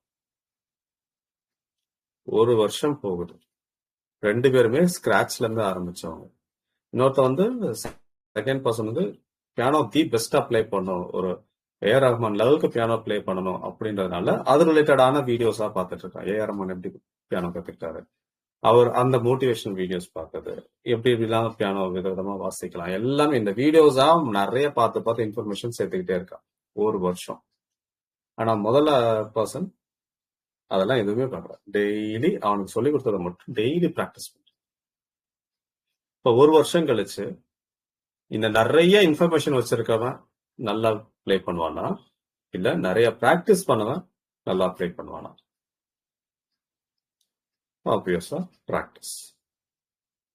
ஸோ உங்களுக்கு எவ்வளவு இன்ஃபர்மேஷன் இருந்தாலும் அது வந்து பத்தவே பத்தாது. அது பாட்டு இன்னும் நிறைய இருக்கு. நான் ஒன்றும் இல்லை, அந்த மைண்ட் பவர் பத்தி நான் பேசணும்னு சொன்னாலே மணிக்கணக்கா நான் பேச முடியும். ஆனா எல்லா இன்ஃபர்மேஷனும் உங்களுக்கு அவசியமானா தேவையில்லை.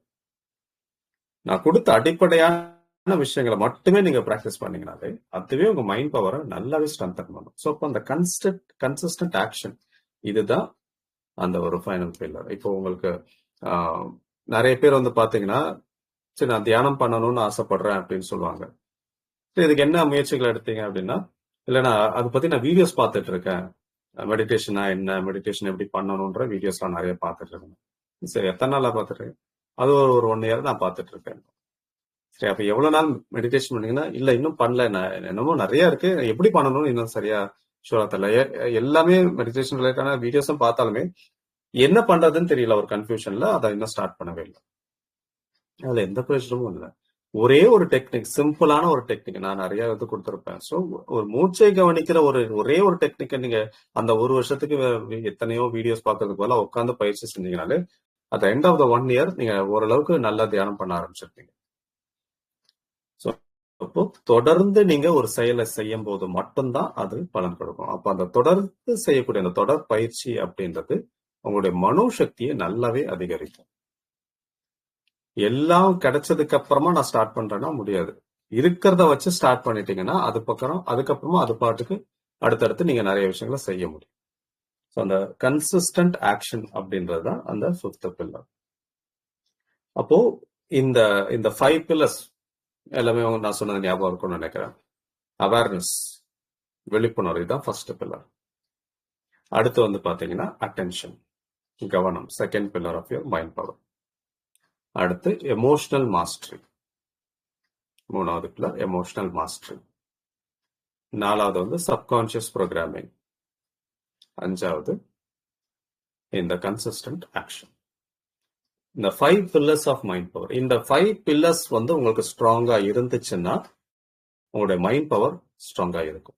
இந்த 5 pillarல ஒரு பில்லர் வீக் ஆனாலுமே உங்களுடைய மைண்ட் பவர் வீக் ஆயிடும். ஸோ அப்போ உங்களோட மைண்ட் பவரை நீங்க ஸ்ட்ரென்தன் பண்ணணும், உங்க மனோசக்தி அதிகரிக்கணும்னு நினைச்சீங்கன்னா இந்த 5 விஷயத்த கவனிங்க ஃபர்ஸ்ட். இந்த 5 விஷயம் உங்களுக்கு எந்த அளவுக்கு இருக்கு, இந்த 5 விஷயத்தையும் நீங்க பலப்படுத்திட்டீங்கன்னா மைண்ட் பவர் உங்களுக்கு கேரண்டீடா ஸ்ட்ராங்கா இருக்கும்.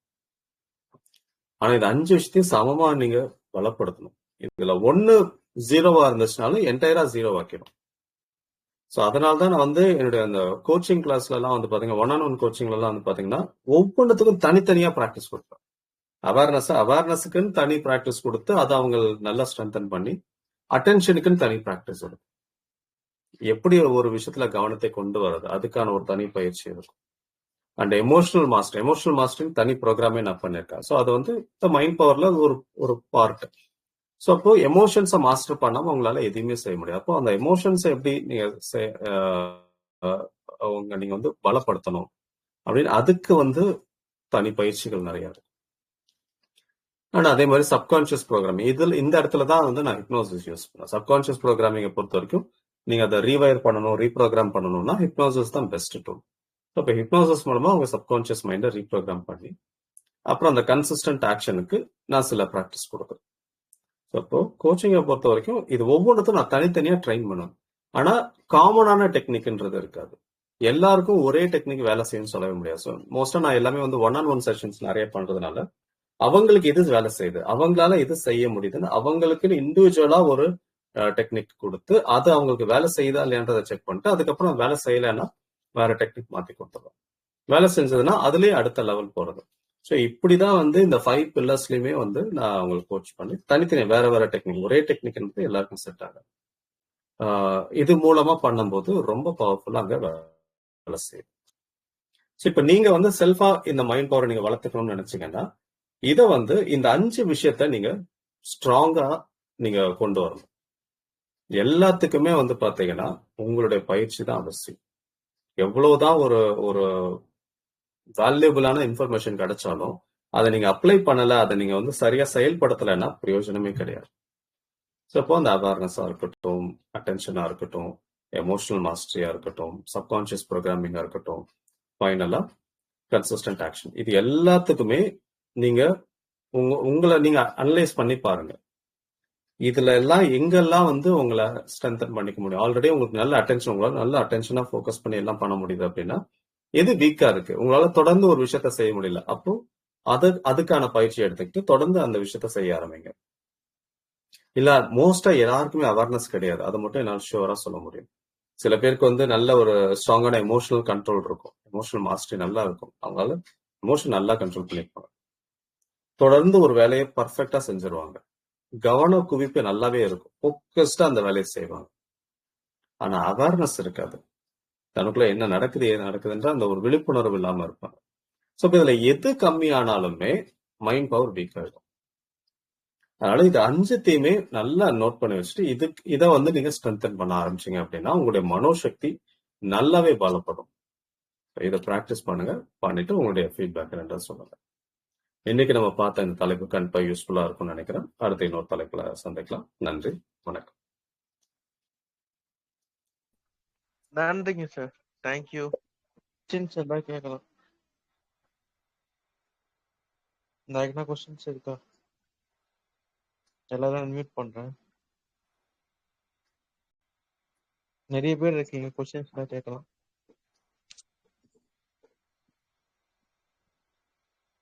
Thank you, yeah, Vignesh from Malaysia. நன்றி madam.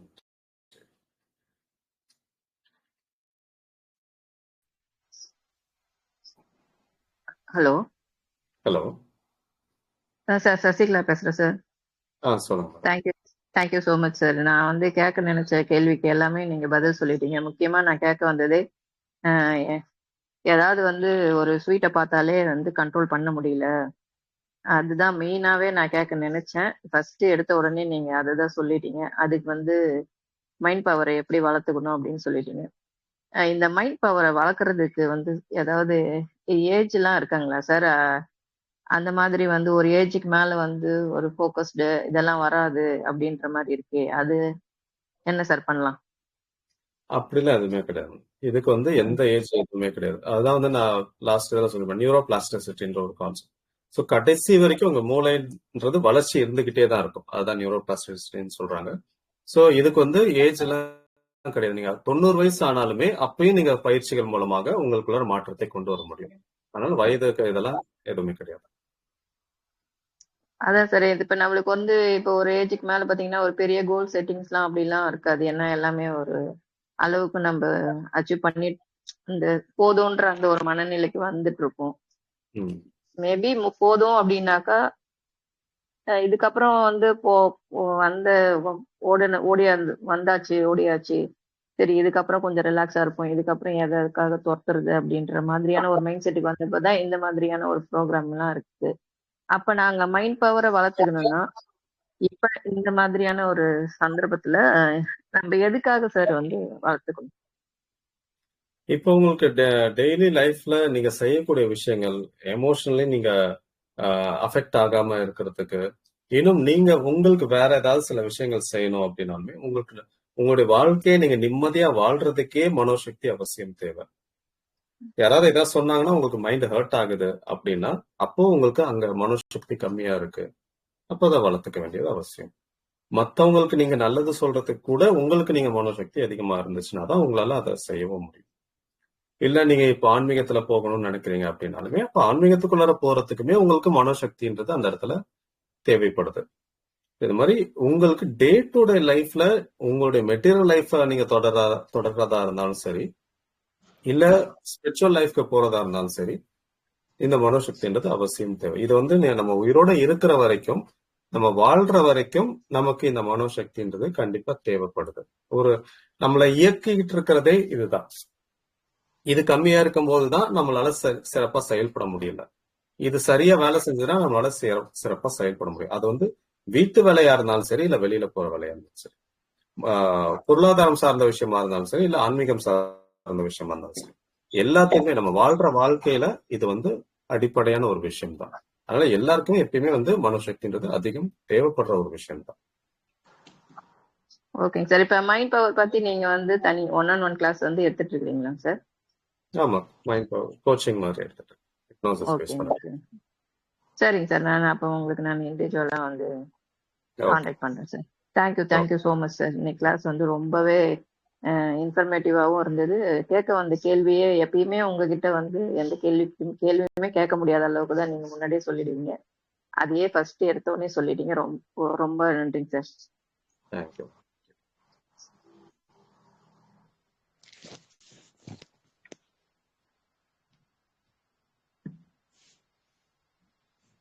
Thank you so much sir. முடிச்சுக்கலாம். தேங்க்யூ. Okay sir, thank you.